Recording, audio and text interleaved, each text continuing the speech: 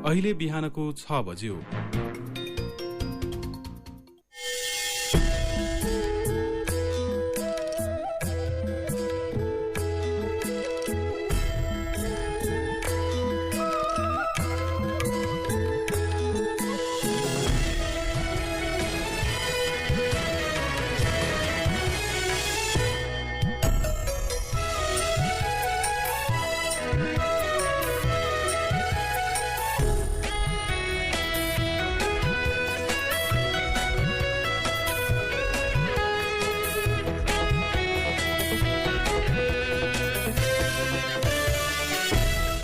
नमस्कार तथा सुप्रभात। उज्यालो रेडियो नेटवर्कसँगै उज्यालो अनलाइन र मोबाइल एप्लिकेशनबाट एकसाथ प्रसारण भइरहेको काया कैरनमा तपाईलाई साथी दिपा तिमल सिन्हासँगै मिलन तिमिल सिन्हाको स्वागत छ। आज 2079 साल फागुन 1 गते सोमबार, फागुन कृष्ण पक्षको अष्टमी तिथि, सन् 2023 फेब्रुअरी 13 तारिक।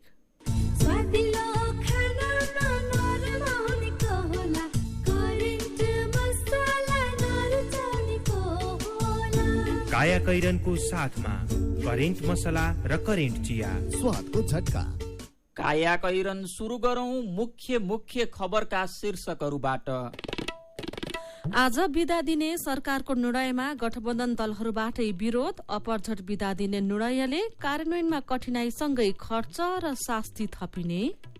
स्रोत नखुलेको सम्पत्ति कर तिरेर वैध बनाउन सकिने कानूनी व्यवस्था गरिँदै बजेटको आकार 2 खर्ब 44 अर्ब घट्यो। विकास मन्त्रालयकै पुँजीगत खर्च 20% घटेन। बितेका केही वर्षमा हिउँ पग्लिने क्रम बढ़िरहेको पर्वतारोहीहरूको अनुभव। देख्दा देख्दै हिमालमा हिउँ कम र हिमरेखा माथितिर गइरहेको भनाई। बेस क्याम्पमै अब कति क्लाइमरहरू आइसको डिस्कोमा त्यही ट्रेनिङ गर्नु मिल्थ्यो, अहिले त्यो सबै पग्लेर सम्म भइसक्यो। सबै सामान युज गरेर हिँड्ने ठाउँबाट अहिले चाहिँ लगभग 1 घण्टा ब्याग पछाडि बाँधेर हिँड्नु पर्छ। श्रीलङ्काका सरकारी अस्पतालमा शल्यक्रिया स्थगित। तत्काल औषधि र स्वास्थ्य उपकरणको व्यवस्था गर्न नसके केही हप्ताभित्रै स्वास्थ्य क्षेत्र गम्भीर संकटमा पर्ने चेतावनी। र इङ्ग्लिस प्रिमियर लिग फुटबलमा म्यानचेस्टर सिटी र म्यानचेस्टर युनाइटेड विजयी।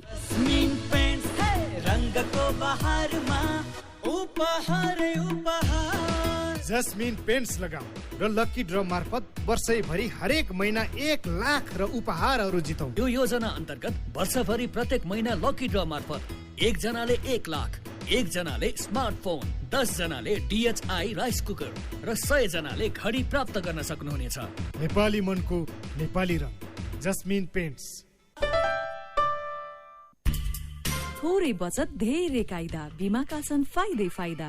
सरकारी स्वामित्व र बीमाको क्षेत्रमा विश्वसनीय नाम राष्ट्रिय बीमा संस्थान। जीवन बीमाका लागि आजै राष्ट्रिय बीमा संस्थान रामशाहपथ काठमाडौँ वा नजिकैको शाखामा सम्पर्क गरौं। सुन त, मेरो कपडा प्याकिङ गरिदेऊ त। श्यामजीको मिसेसलाई क्यान्सर उपचार गराउन इन्डिया सँगै लिएर जानुपर्ने भयो। ए हो र? अनि सुन्नु त, अब क्यान्सरको उपचार CMC क्यान्सर इन्स्टिच्युट भरतपुरमा नै हुन्छ नि। नेपालमै पहिलो पटक अत्याधुनिक भेरिएन्ट ट्युबिम भएको 60 काउच र हाइपर आर्क लगायतका अत्याधुनिक उपकरण प्रयोग गरी मस्तिष्कमा रहेको ट्युमर, फोक्सोको क्यान्सर, स्तन क्यान्सर, घाँटी तथा टाउको सम्बन्धी क्यान्सर, पेट तथा कलेजो सम्बन्धी क्यान्सर, पाठेघरको मुख, गर्भाशय तथा मूत्राशय सम्बन्धी क्यान्सर तथा अन्य क्यान्सरहरूको उपचार हुन्छ। क्यान्सर भएको ठाउँको पहिचान गरी रेडिएसनको माध्यमबाट पूर्ण रूपमा निको हुने गरी पनि उपचार गरिन्छ। सरकारी अस्पतालकै सेवा शुल्कमा उपचार हुनुका साथै नेपाल सरकारबाट प्रदान गरिने क्यान्सर पीडितहरूका लागि 1 लाख सम्मको छुटको व्यवस्था पनि छ। ओहो, यस्तो सुविधा रहेछ। ल, अब क्यान्सर उपचार गराउन CMC क्यान्सर इन्स्टिच्युटमा नै लिएर जान्छौ। क्यान्सर विरुद्ध आशाको किरण, CMC क्यान्सर इन्स्टिच्युट। फोन 056 594 333 594 333। काया कैरनमा अब खबरको सिलसिला। सार्वजनिक विधा धेरै भएकाले घटाउनु पर्ने अभिव्यक्ति दिएको 1 हप्ता पनि नबित्दै प्रधानमन्त्री पुष्पकमल दाहाल प्रचण्डले फागुन 1 आज जनयुद्ध दिवसको सार्वजनिक विधा दिने निर्णय गर्नु भएको छ। प्रचण्ड सरकारले नै यसअघि पुष 27 मा पृथ्वी जयन्ती मनाउन सार्वजनिक विधा थपेको थियो। माओवादीले सशस्त्र विद्रोह सुरु गरेको दिन 2052 फागुन 1 को सम्मानमा हरेक वर्ष पार्टी स्तरमा जनयुद्ध दिवस मनाउँदै आएको थियो। माओवादी चौथो पटक सत्ताको नेतृत्वमा पुगेका बेला यसपालि जनयुद्ध दिवस दिवसमा सार्वजनिक बिदा घोषणा गरिएको हो। आसन्न राष्ट्रपति चुनावलाई लिएर आफ्नो दाउ हेरिरहेका मुख्य राजनीतिक दलहरूले चर्को प्रतिक्रिया दिन नसक्ने स्थितिका बेला प्रधानमन्त्री प्रचण्डले सार्वजनिक बिदाको निर्णय गर्नुभएको छ। संघ सरकारले घोषणा गर्नुअघि माओवादीले नेतृत्व गरेका कर्णाली र बागमती प्रदेश सरकारले प्रदेश स्तरमा सार्वजनिक बिदाको निर्णय गरेका थिए।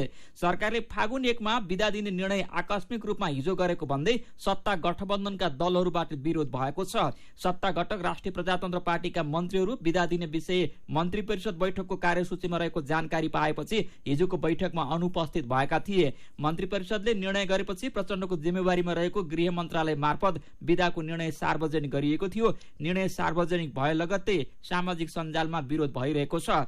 आकस्मिक बाहेकका वर्षभरि दिने बिदाहरूका सम्बन्धमा मन्त्री परिषदले चैतमा निर्णय गर्ने चलन छ। घनिष्ठ मित्र देशहरूका प्रमुखहरूको निधन वा देशभित्र ठूलो अप्रिय घटना हुँदा आकस्मिक बिदा दिने गरिन्छ। तर 28औं जनयुद्ध दिवस मनाउन लागेको माओवादी सरकारको नेतृत्व गरिरहेका बेला ठिक एक दिन अघि सार्वजनिक बिदाको निर्णय भएको हो। गृह मन्त्रालयका पूर्व सचिव गोविन्द कुसुम मन लाग्दा बिदा दिने र नलाग्दा नदिने विषयले सरकारमाथि आम नागरिकको विश्वास कम हुँदै जाने बताउनुहुन्छ। उहाँले अपरझट बिदा दिने निर्णयले कार्यान्वयनमा कठिनाई हुने र सर्वसाधारणले अनावश्यक खर्च एवं शास्ति बेहोर्ने बताउनुभयो। सरकारले दिने सेवा पनि प्रभावकारी हुन सकेको छैन। बिदामाथि बिदा थप्दै जाँदा शिक्षण संस्थाहरूमा गाह्रो हुन्छ।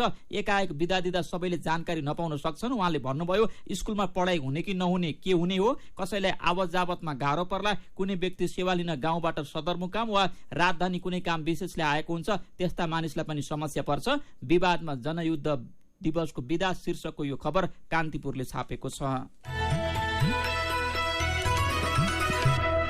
निश्चित कर तिरेर स्रोत नखुलेको सम्पत्तिलाई पनि वैध बनाउने कानूनी व्यवस्था गरिँदैछ। अर्जेन्ट आवश्यकताका नाममा द्रुत गतिमा अघि बढाएको सम्पत्ति शुद्धिकरण निवारण तथा व्यावसायिक प्रबन्धन सम्बन्धी विधेयक कानून मन्त्रालयले गएको शुक्रबार संसदमा दर्ता गरेको छ। विधेयकमा स्रोत नखुलेको सम्पत्तिलाई निश्चित कर तिराएर वैध गराउने व्यवस्था छ, जबकि सर्वोच्च अदालतले यसअघि नै यस्तो व्यवस्थामा प्रश्न उठाइसकेको छ। कानून बमोजिम निश्चित कर तिरेर स्रोत नखुलेका सम्पत्ति वैध गराउने व्यवस्था गर्न सरकार यसअघि पनि पटक पटक कोशिश गर्दै आएको थियो, तर विवादका कारण सफल हुन सकेको थिएन। यसपटक विगतमा भन्दा व्यवस्थित तरिकाले ऐन माने व्यवस्था गर्न लागि हो। औपचारिक तथ्याङ्क नभए पनि देशमा अहिले ठूलो परिमाणमा स्रोत नखुलेको सम्पत्ति रहेको अनुमान गरिन्छ। यस्तो सम्पत्तिको ठूलो हिस्सा विदेशमा लगेर समेत थुपारिएको छ। औपचारिक च्यानलमा नभए पनि यस्तो सम्पत्तिले अर्थतन्त्रलाई भने असर गरिरहेको छ। कानूनी हिसाबमा वैध नहुने, करको दायरामा नआउने तर अर्थतन्त्रमा असर भने रहिरहने भएकाले यस्तो सम्पत्तिलाई च्यानलमा ल्याउनु आवश्यक रहेको तर्क एक थरीले गर्दै आएका छन्। यसबाट राज्यलाई एकपटकका लागि राजस्व पनि आउने र दीर्घकालमा पैसा च्यानलमा घुम्ने भएकाले कानूनी व्यवस्था गरेर यस्तो सम्पत्ति वैध गराउनु पर्ने उनीहरूको तर्क छ। तर स्रोत बिनाको सम्पत्ति कर तिरेकै आधारमा वैध हुन्छ कि हुँदैन भन्ने अर्का थरीले पनि तर्क गर्ने गरेका छन्। अर्धवार्षिक समीक्षा गर्दै सरकारले चालू आर्थिक वर्षको बजेटको आकार झण्डै 2.5 खर्ब 44 अर्बले घटाएको छ। तत्कालीन अर्थमन्त्री जनार्दन शर्माले गएको 15 जेठमा 17 खर्ब 93 अर्ब 83 करोडको बजेट प्रस्तुत गर्नुभएको थियो। तर वर्तमान उपप्रधान तथा अर्थमन्त्री विष्णु पौडेलले बजेटको आकार 14% घटाएर 15 खर्ब 49 अर्ब 79 करोडमा सीमित गर्नुभएको छ। अर्धवार्षिक समीक्षा मार्फत यति ठूलो अङ्कमा बजेटको आकार घटाइएको यो पहिलो पटक हो। लक्षित राजस्व नउठ्ने निश्चित भएपछि आमदानी र खर्चको लक्ष्य घटाइएको छ। तत्कालीन अर्थमन्त्री शर्माले 14 खर्ब 3 अर्ब 14 करोड राजस्व संकलन हुने लक्ष्य निर्धारण गर्नुभएको थियो। राजस्वको लक्ष्य अब 11% अर्थात 1 खर्ब 58 अर्ब 39 करोड घटाइएको छ। अर्थमन्त्री पौडेलले चालू आर्थिक वर्षमा 12 खर्ब 44 अर्ब 75 करोड 66 लाख रुपियाँ मात्रै राजस्व संकलन हुने संशोधित अनुमान प्रस्तुत गर्नुभएको छ। चालू वर्षको 6 महिनामा बजेटको वार्षिक लक्ष्यको 35% मात्र राजस्व संकलन भएको छ। राजस्वसँगै खर्चका लागि प्राप्त हुने आमदानीका क्षेत्रगत अङ्कहरू समेत संशोधन गरिएको छ। वैदेशिक अनुदान 55 अर्ब 45 करोड प्राप्त हुने सुरुवाती अनुमान गरिएकोमा अब 38 अर्ब 45 करोड मात्रै प्राप्त हुने अनुमान छ। त्यस्तै वैदेशिक ऋणतर्फ 2 खर्ब 42 अर्ब 36 करोड प्राप्त गर्ने अनुमान गरिएकोमा अब 1 खर्ब 70 अर्ब 53 करोड मात्रै प्राप्त हुने लक्ष्य राखिएको छ।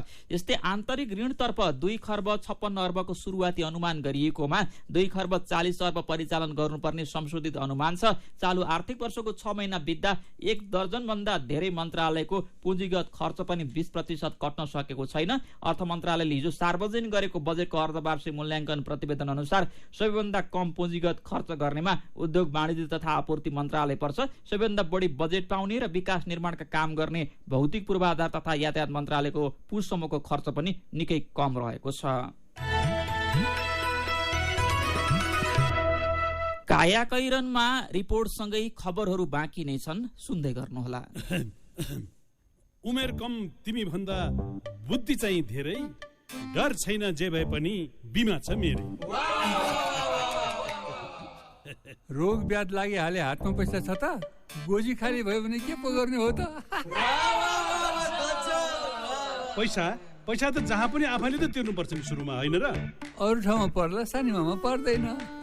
आफ्नो लागि मात्र होइन नि, सबै परिवारको लागि। नेपालमै पहिलो पटक सानीमा बैंक प्रस्तुत गर्दछ फ्यामिली सुपर सेभिङ्स खाता, जसमा आफ्नो सम्पूर्ण परिवारको अस्पताल भर्ना खर्च भुक्तानी गर्नै नपर्ने। प्रत्येक सदस्यलाई रु 1 लाखसम्मको उपचार बिमा र रु 10 लाखसम्मको दुर्घटना बिमा। मेडलाइफ र सिद्धार्थ इन्सुरेन्स लिमिटेडको सहकार्यमा बिमा सुविधा। थप जानकारीका लागि नजिकैको शाखा वा 980119 मा सम्पर्क गर्नुहोला। सानीमा बैंक, सबल अनि विश्वसनीय।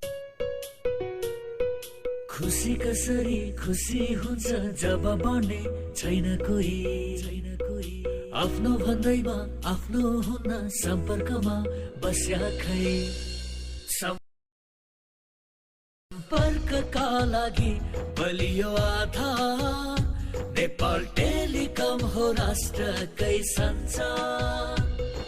सम्पर्कको आधार राष्ट्रको सञ्चार, नेपाल टेलिकम राष्ट्रको सञ्चार। नेपाल टेलिकम राष्ट्रको सञ्चार।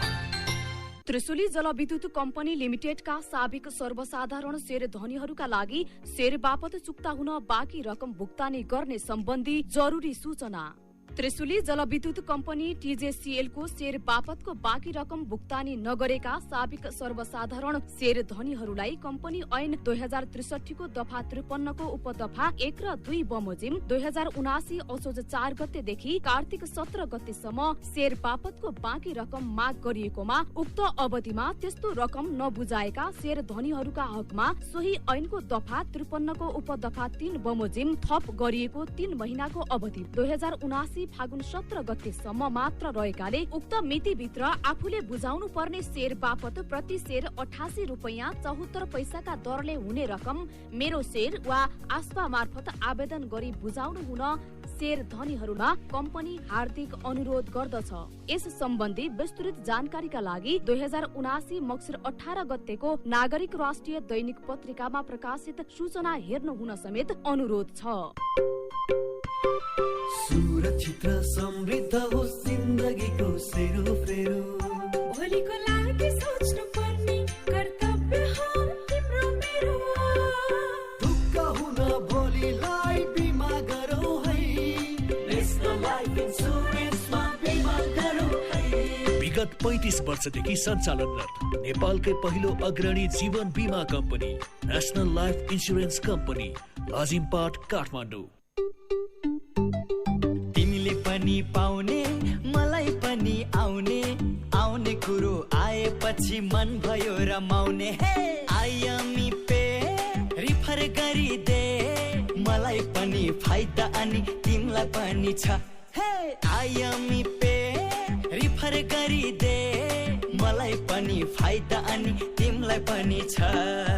IME pay refer and earn offer. IME pay mobile एपलाई आफ्नो साथी सर्कलमा रिफर गर्ने र सो रिफर एक्सेप्ट गर्ने दुवैले पाउनुहोस् 25-25 रुपैयाँ।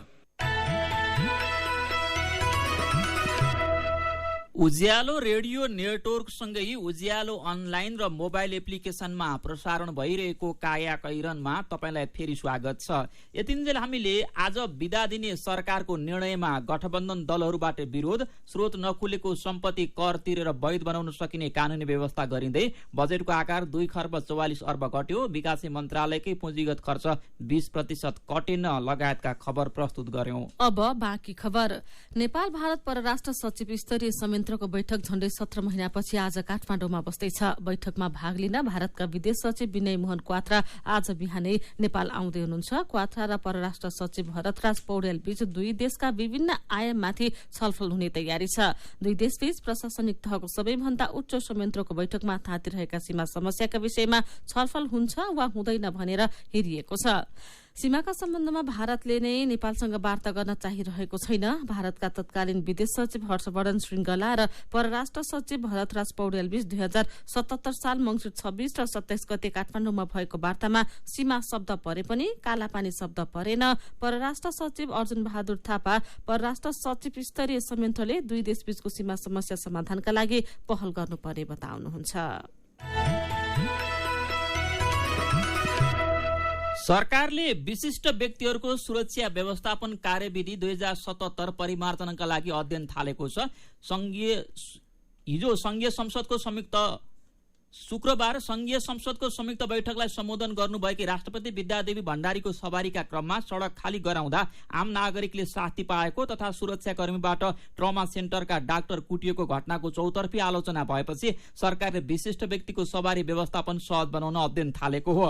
प्रधानमन्त्री तथा मन्त्री परिषदको कार्यालयका सचिव डाक्टर गणेश प्रसाद पाण्डेले विशिष्ट व्यक्तिको सवारीमा सुरक्षा व्यवस्थापन गर्दा बिरामी आम नागरिक र विशेष गरी स्वास्थ्य संस्था, विद्यालय लगायतका संवेदनशील संस्था तथा क्षेत्रहरूमा असहजता नहुने गरी कार्यविधि परिमार्जन गर्न अध्ययन थालिएको जानकारी दिनुभयो। यति बेला हिमाल मात्रै होइन, हिमाल नजिकका पहाड़ पनि हिउँले ढाकेर सेते देखिनु पर्ने हो। तर यो वर्ष हिमाल पनि कालो पहाड़ जस्तै देखिएका छन्। यो हिउँदमा धेरैजसो हिमाली क्षेत्रमा हिउँ परेकै छैन। यसपालि हिउँ नपर्दा हिमाली क्षेत्रमा समस्या थपिएको हो भने हिउँ खट्ने क्रम बितेका केही दशकदेखि निरन्तर बढ़िरहेको छ। लामो समयदेखि हिमाली क्षेत्रमा गइरहेकाहरू आफूले देख्दा देख्दै हिमालको स्वरूप नै फेरिन थालेको बताउँछन्। भोजेन्द्र बस्नेतको रिपोर्ट। नेपाल सरकारका कर्मचारी ज्ञानेन्द्र श्रेष्ठ झण्डै 2 दशकदेखि वर्षेनी जस्तो सगरमाथाको आधार शिविरमा गइरहनु भएको छ। पर्यटन विभागबाट आधार शिविर सम्पर्क अधिकृतको रूपमा खटिँदै आउनुभएका श्रेष्ठले हिमालमा देखिएका परिवर्तनलाई नजिकैबाट नियालिरहनु भएको छ। म सुरुमा जाँदा त्यो रूपसेको फेदतिर अलिकति एउटा ढुङ्गा जस्तो देखिन्थ्यो, अरू सबै आइस थियो। अहिले अब सबै त्यहाँसम्मै हिउँ पग्लेर मान्छे हिँडेरै जानु सक्ने भइसक्यो। त्यो बेस क्याम्पमै अब कति क्लाइमरहरू अग्लो अग्लो आइसको ढिस्कोमा त्यहीँ ट्रेनिङ गर्नु मिल्थ्यो, अहिले त्यो सबै पग्लेर सम्म भइसकेको छ। धेरै परिवर्तन जस्तो देखिने गरिने पुरै हिमालय ढुङ्गा देखिसक्यो। सगरमाथा आरोहण समेत गर्नुभएका ज्ञानेन्द्र श्रेष्ठको जस्तै अनुभव पर्वतारोही पीके शेर्पाको पनि छ। 3 दशक अघि भरिया हुँदै पर्वतारोही र अहिले हिउँ जोगाउने अभियानमा सक्रिय शेर्पा हिउँले भरिएका थुप्रै टाकुराहरू आफूले देख्दा देख्दै काला पत्थरमा परिणत भएका बताउनुहुन्छ। मैले पटकको भारी बोकेर हिँड्दाखेरि त्यतिखेर देखेको हिमाल र अहिलेको हिमाल त टोटली फरकै छ। त्यो कुरा मैले मिडिया मात्रै नभएर इभन आउने टुरिस्टहरूलाई पनि सेयर गर्ने गरेको थिएँ। त्यो बेला हेर्नुहोस् न, यो हिमालहरू पहिलेको हिमाल जस्तो छैन। अहिले पहिले यो सेतामी 12 महिना सेतामी देखिन्थ्यो, अहिले ढुङ्गामा परिणत भएछ। यो कालै देखिन्छ। अब एवं रूपले यसरी नै बढेर जाने हो भने यो हिमालको अवस्था कस्तो हुन्छ होला भनेर एउटा कल्पना गरेर उहाँहरूसँग हामी डिस्कस पनि गर्ने गर्थ्यौं। पर्वतारोही सानु शेर्पाले बितेको 2 दशकमा विश्वका 8000 मिटर भन्दा अग्ला 14 वटै हिमालको दोहोर्याएर आरोहण गर्नुभएको छ। सबैजसो आरोहण सिजनमा विभिन्न हिमालमा गइरहने शेर्पा हिमालमा हिउँको मात्रा निकै घटेको बताउनुहुन्छ। आफू जाँदा जाँदै कतिपय ठाउँमा त हिउँमा प्रयोग गरिने उपकरण नै नचाहिने अवस्था आएको उहाँको भोगाई छ। त्यतिखेरको बेस क्याम्प र अहिलेको बेस क्याम्पहरू धेरै फरक देखिरहेको छु मैले। टेनकै अगाडिबाट हामी खरपोम त्यो बुटमा लाउने काँडो हुन्छ नि, त्यो युज गरेर हिँडेको छु। र पहिला हामी सबै सामान युज गरेर हिँड्ने ठाउँबाट अहिले चाहिँ लगभग 1 घण्टा ब्याग पछाडि बाँधेर हिँड्नु पर्छ। धेरै नै हिउँ चाहिँ देख्दैन। हिउँ पग्लने क्रम बढ्नुमा विश्वव्यापी रूपमा भइरहेको तापमान वृद्धि मुख्य कारण रहेको विज्ञहरू बताउँछन्। यो सँगै हिमालमा हुने मानवीय गतिविधिले पनि हिउँ पग्लने क्रम बढ़िरहेको हिउँ संरक्षण अभियान कर्मी पीके शेर्पा बताउनुहुन्छ। मानव क्रियाकलापमा चाहिँ किनभने उसको फुटप्रिन्टदेखि लिएर त्यहाँ विभिन्न सरसामानहरू लान्छौँ, त्यसले पगाल्ने काम गरेछ। र म चाहिँ मानवीय गतिविधिले नै बढी पाएको भन्छु। किन भन्नुहुन्छ भने जलवायु परिवर्तन वृद्धि हुने काम चाहिँ मानव क्रियाकलापले नै बढी हुँदछ। जस्तै प्रकृति विनाश जति गर्दै जान्छौँ त्यति पृथ्वीको तापमान बढ्ने काम बढी हुन्छ।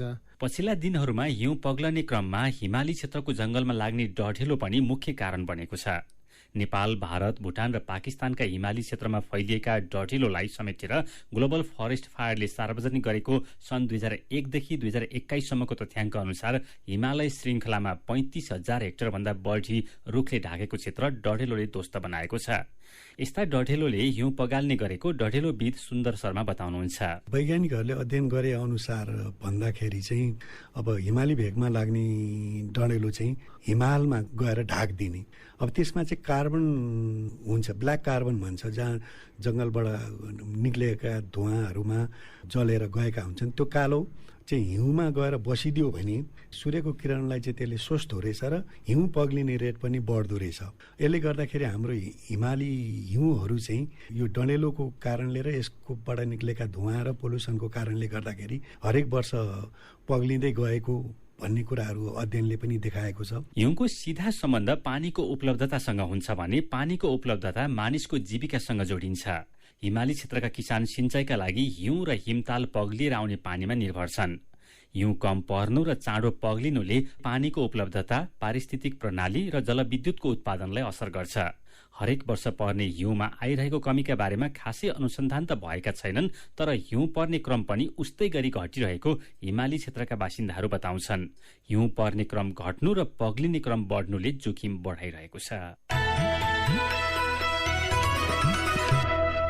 कायाकैरनमा मेरो पनि भन्नु छ र कार्टुनसँगै खबरको सिलसिला बाँकी नै छ, सुन्दै गर्नुहोला। एचआईभी का बारेमा खुलेर कुरा गरौं। सँगै बस्दा, खाँदा, पढ्दा र सँगै खेल्दा कुनै किरा वा लामखुट्टेले टोक्दा एचआईभी सर्दैन।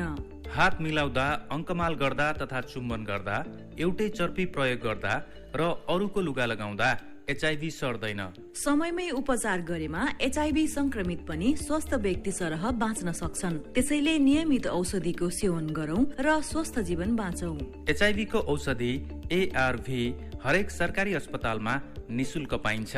एचआईभी संक्रमितहरू अरू भन्दा भिन्न होइनन् भन्ने कुरा बुझौं र समान व्यवहार गरौं। एचआईभी संक्रमितहरूमाथि हुने भेदभावको अन्त्य गरौं।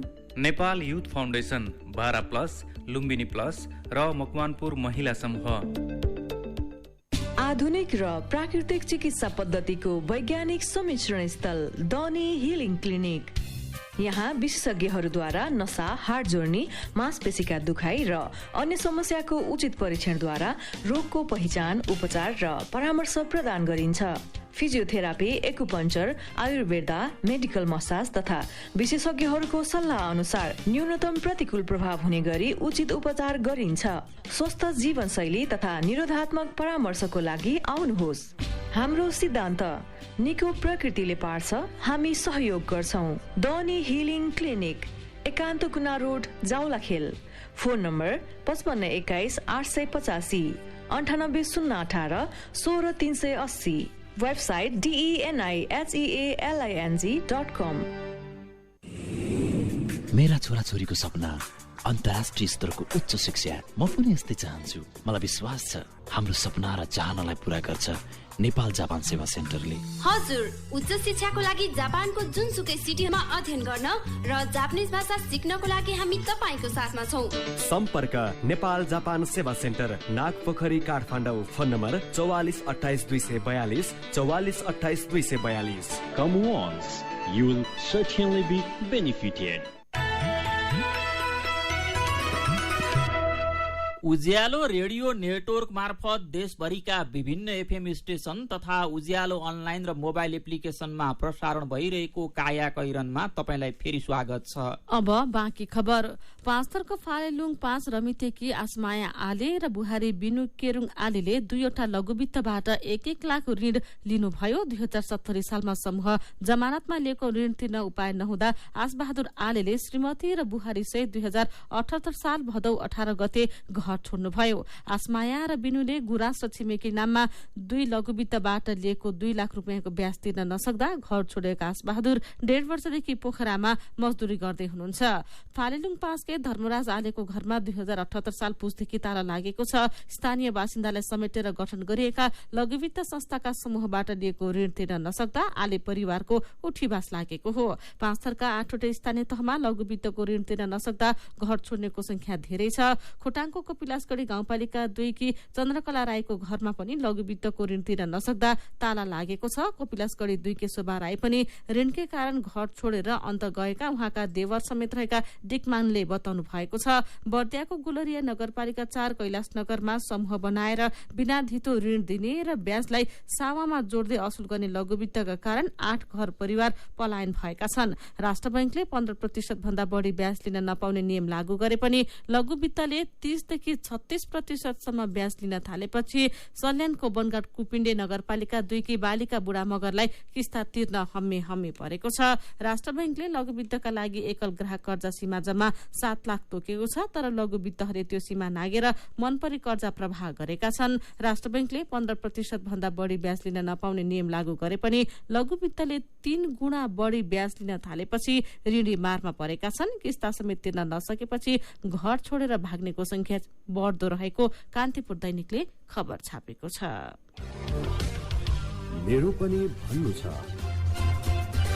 गएको शुक्रबार राष्ट्रपतिको सवारीका बेला बाटो हिँडेको भन्दै प्रहरीले डाक्टरलाई कुटेको विरोधमा हिजो केही बेर देशभरका अस्पतालको सेवा ठप्प भयो। बिरामी र आफन्तले दुःख पाए। विवाद जोसुकैको र जेसुकै विषयको भए पनि दुःख पाउने चाहिँ सर्वसाधारण नै हुन्। आजको मेरो पनि भन्नु छमा हामीले हिजो बिहान काठमाडौँको अस्पतालमा पुगेर समस्या भोगेका बिरामी र आफन्तको प्रतिक्रिया लिएका छौं। मेरो पोषक गुरागाई म त घर त सिन्धुपाल्चोको, अहिले चाहिँ लाजिमपाट। अहिले चाहिँ रिपोर्ट लिएर अब परिरहेको छु, अर्को मान्छे आउनुपर्छ। मैले चाहिँ के सोचेको थिएँ भने बिहान अब सबै मान्छे फर्के होलान्, अहिले त खुल्ला होला भनेर आएको। यहाँ त भिडमिड छ। भिडमिड भनेपछि खोलिसकेपछि आएका मान्छे त होइन, बिहानैदेखि आएर परेर बस्ने मान्छे नि थियो होलान्, नत्र यति भिड त हुँदैन थियो नि त। तर त्यो माथिदेखि नै चाहिँ सोच्नुपर्छ जस्तो लाग्छ। जस्तो डक्टरहरूले मात्रै होइन कि, माथिदेखि नै सोच्यो भने यो डक्टरहरूसँग हडताल गर्ने स्थिति आउँदैन जस्तो लाग्छ मेरो विचारमा चाहिँ। शर्मिला फुन रुकुमदेखि आयो त हडताल थियो, बस्दा यति बेला भयो, भोलि नै छ। हडतालकै कारणले नभ्याएको त्यस्तो नहोस्। अनि धेरै बिरामीहरू कुरिराखेका थिए, अनि गम्भीर अवस्थामा थिए, खाना नपाएर छटपटिराखेका थिए। सबैले ध्यान दिनु पर्यो, बिरामीहरू छटपटाइराखेका छन् रोडमा।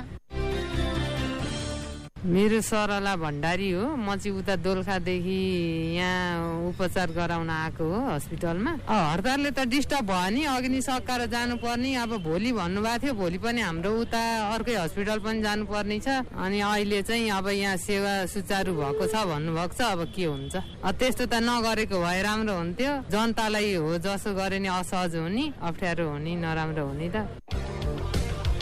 मेरो पनि भन्नु छ। काया कैरनमा अब विदेशको खबर। श्रीलंकाका सरकारी अस्पतालमा शल्यक्रिया स्थगित भएको छ। औषधि, सर्जिकल उपकरण, प्रयोगशालामा प्रयोग हुने रसायनको अभाव लगायतका कारण सरकारी अस्पतालमा शल्यक्रिया स्थगित भएको हो। त्यहाँका स्वास्थ्य मन्त्री केहलिया रङमुगियालाले अत्यावश्यक एवं अरू किसिमका शल्यक्रिया स्थगित भएको घोषणा गर्नुभएको छ। औषधि र स्वास्थ्य उपकरणको अभावलाई तत्कालै सम्बोधन गर्न नसके स्वास्थ्य अवस्था केही हप्ताभित्रै गम्भीर संकटमा पर्ने त्यहाँको मेडिकल एसोसिएसन र राष्ट्रिय व्यावसायिक चिकित्सा संघले चेतावनी दिएको छ।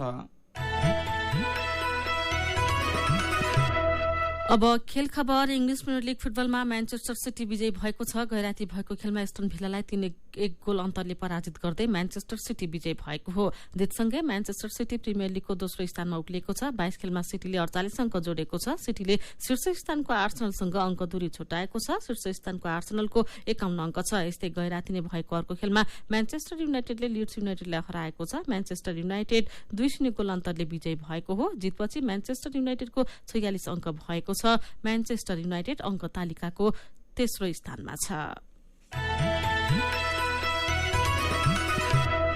काया कैरनमा अब केही खबर संक्षेपमा। निर्वाचन आयोगले चितवन 2 मा आउँदो वैशाख 10 गते उपचुनाव गर्ने घोषणा गरेको छ। नेपालमा व्यावसायिक रूपमा सन् 2000 देखि नै प्याराग्लाइडिङ सञ्चालनमा आएको भए पनि महिला पाइलट थिएनन्। 5-6 वर्षदेखि मात्रै प्याराग्लाइडिङमा महिला पाइलटहरू बढेका नेपाल हवाई खेलकुद संस्था नाका अध्यक्ष सुनिल भट्टराईले बताउनु भएको छ। कायाकैरनमा अब पालो उखानको। नाक समाए पनि उही, कान समाए पनि उही। उखानसँगै हामी कायाकैरनको अन्त्यमा आइपुगेका छौं। आजका मुख्य खबर फेरि एकपटक। आज बिदा दिने सरकारको निर्णयमा गठबन्धन दलहरूबाट विरोध, अपरझट बिदा दिने निर्णयले कार्यान्वयनमा कठिनाईसँगै खर्च र शास्ति थपिने, स्रोत नखुलेको सम्पत्ति कर तिरेर वैध बनाउन सकिने कानूनी व्यवस्था गरिँदै बजेटको आकार 2 खर्ब 44 अर्ब घट्यो। विकास मन्त्रालयकै पुँजीगत खर्च 20% घटेन।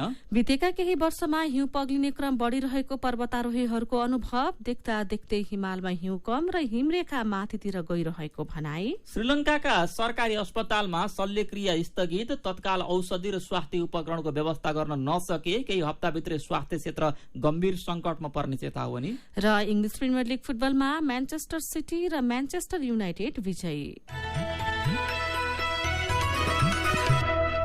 र अन्त्यमा आजको कार्टुन। आज हामीले कान्तिपुरमा अबिलले बनाउनु भएको कार्टुन लिएका छौं। आज जनयुद्ध दिवस भन्दै सार्वजनिक बिदा दिने प्रचण्ड नेतृत्वको सरकारलाई यो कार्टुनले व्यङ्ग्य गरेको छ। यहाँ प्रधानमन्त्री प्रचण्ड जस्तै देखिने मान्छे दौरा सुरुवाल लगाउँदैछन् घरभित्र बसेर। भित्तामा सशस्त्र युद्धको बेला खिचेको ठूलो फोटो पनि छ। नजिकै एकजना महिला आज सार्वजनिक बिदा भनेर लेखिएको पत्रिका पढ्दैछिन् अनि दौरामाथि कोट भिर्दै गरेका प्रचण्ड जस्ता देखिने मान्छे भन्दैछन्, त्यो पत्रिका राखिराख है, जनयुद्धको उपलब्धि खै भन्नेहरूलाई देखाउनु पर्छ क्या। आजको कायाकैरन सकिएको छ। उज्यालो मोबाइल र अनलाइनमा प्रसारण भइरहेका रेडियो र अनलाइनका सामग्री भाइबरमा पनि उपलब्ध छन्। कायाकैरनबाट प्राविधिक साथी प्रवीण श्रेष्ठसँगै हामी पनि बिदा माग्छौं। घर बाहिर निस्कँदा मास्क लगाउन नबिर्सौं। नमस्कार।